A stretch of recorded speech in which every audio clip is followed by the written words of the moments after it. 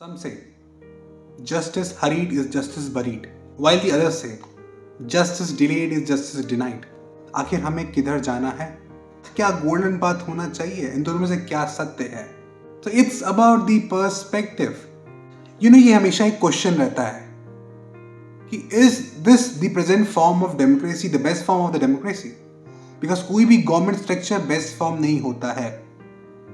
ना तो communism best form था, ना तो डेमोक्रेसी जो कि आज के टाइम पे कैपिटलिस्ट डेमोक्रेसी बेस्ट फॉर्म है, ना तो सोशलिस्ट डेमोक्रेसी बेस्ट फॉर्म है. आखिर क्या बेस्ट फॉर्म है? It is yet to be discovered. What we can talk about is what is better form of democracy. क्या बेटर फॉर्म ऑफ डेमोक्रेसी है? The present form जो कि लगातार check and balance पे वर्क करती है. पहला चेक एंड बैलेंस पार्ट होता है जो कि जुडिशियल सिस्टम होता है. The second check and balance part होता है जो कि प्रेस होता है. That is the fourth state जो कि गवर्नमेंट का पार्ट ऑफ कोर्स नहीं होता है, but it is also a check on all the three pillars of the democracy. So how to handle this problems? क्या जुडिशियल सिस्टम सीज हो गया है? क्या जुडिशियल सिस्टम किसी कंट्रोल पे वर्क करता है? इट्स नॉट दैट इजी जितना हम लोग इजी वर्ड्स में बोल देते हैं. When you go through the facts, when you go through the judgments, तो आपको बहुत चीजें पता चलती हैं जो आपको नॉर्मली नहीं पता चलती, जो कि लेमन वर्ड्स में नहीं पता चलती. There is so much lack in the present structure. जो डेमोक्रेटिक सिस्टम है जो कि स्टार्ट हुआ है from the western countries, from the UK में जो लॉ का सिस्टम आया, लॉ का कोडिफिकेशन आया, and ultimately we as India inherited from them. क्या वो बेटर सिस्टम है? ये जो प्रेजेंट सिस्टम है ये बहुत बेस्ट है फॉर द कंट्रीज जो कि वेस्टर्न कंट्रीज है, for the countries who have less population.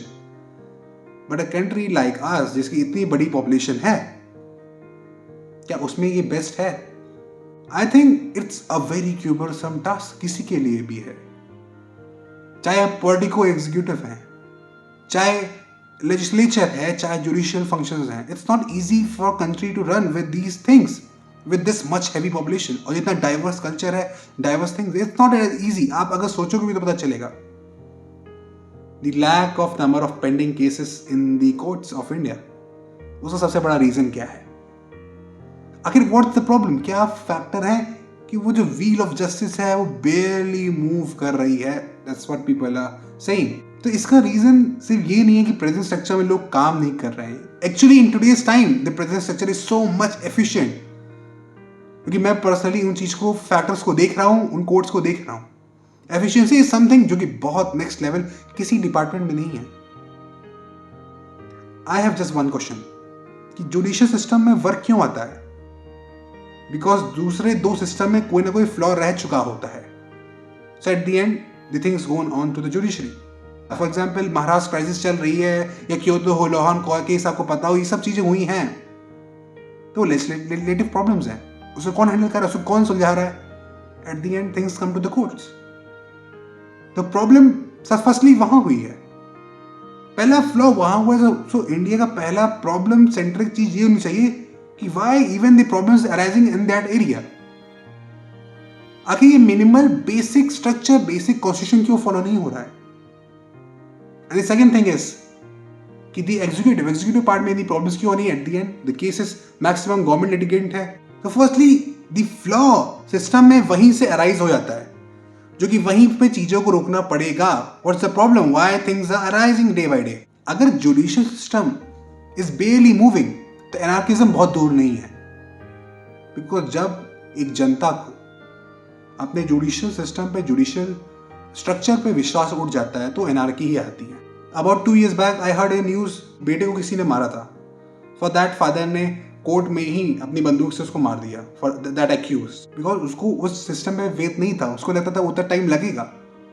That is a small thing, ये एक मिनिमल थिंग है, but this thing can even bigger. ये बड़ी होती जाएगी अगर इस पे ध्यान नहीं दिया गया, इस पे समझा नहीं गया. द नंबर ऑफ जजेस जो कि बहुत ज्यादा कम है इंडिया जैसी कंट्री में, ह्यूमंगस कंट्री में. तो इंडिया का जो भी रेट है वो इतना लो है कंपेयर टू अदर कंट्रीज जो कि डेटा शो करते हैं. The second number thing is कि मैक्सिमम बड़े लिटिगेंट द गवर्नमेंट है, गवर्नमेंट की तरफ से ही सबसे ज्यादा केसेस हो रहे हैं. पेंशन के इश्यूज हो रहे हैं, इंश्योरेंस के इश्यूज हो रहे हैं, इतने सारे इश्यूज हैं. Why aren't these issues solved at the first hand? I think infrastructure पे भी बहुत बड़ा रोल है जो कि प्ले करना चाहिए, टेक्नोलॉजी का प्ले होना चाहिए. द बजट जो जुडिशियल सिस्टम का तो सबसे कम है, उसका रीज़न है because the government also know कि उनके में भी मैक्सिमम क्रिमिनल्स बैठे हुए हैं. सिर्फ the judicial system is more active तो उनके लिए ही प्रॉब्लम अराइज होने वाली है. सो द बजट जो रखा जाता है for the judicial system is really low compared what is allotted to other department for the executive जो कि अलॉट हो रहा है. द लॉयर्स की जो ट्रिक्स हैं, प्रिक्स हैं, जो लैक्यूनास निकालते हैं लॉ में, आई थिंक इसको मैं दो तरह से देखता हूँ. फर्स्टली कुछ ग्रॉस लैक्यूना है, कुछ ग्रॉस लैप्स है in the law. So the problem is at the legislature level कि ऐसा लॉ क्यों ड्राफ्ट हो रहा है, ऐसा लॉ क्यों ड्राफ्ट हो रहा है जो विद फुल ऑफ प्रॉब्लम्स है. अगर फुल ऑफ प्रॉब्लम्स हैं आपको पता नहीं था, so why aren't these things solve जब 1-2 साल में उस चीज़ को पता चल गई. फॉर एग्जाम्पल आर्बिट्रेशन है, आर्बिट्रेशन एक्ट है, आर्बिट्रेशन कॉन्सिलिएशन एक्ट ऑफ 1996 है.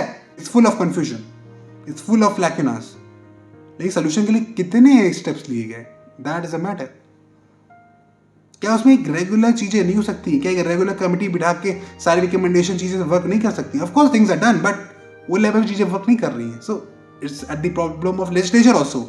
ये प्रॉब्लम है कि लॉज ही अच्छी तरह से ड्राफ्ट नहीं हो रहे, तो लैक्यूनास निकाले जा रहे हैं. इसी के अंदर सब पॉइंट है कि वो फॉल्ट्स भी इंपॉर्टेंट हैं. वो फॉल्ट नहीं है, वो इंपॉर्टेंट है. इसी को जुडिशियल प्रोसेस बोलते हैं, the due process of law बोलते हैं. Due process of law must be followed. इस तरह इनकाउंटर होने लगा तो हो चुका सब कुछ. For example someday you are convicted for something, you are accuse of something, but accuser आपका कन्विक्शन तो नहीं होगा ना.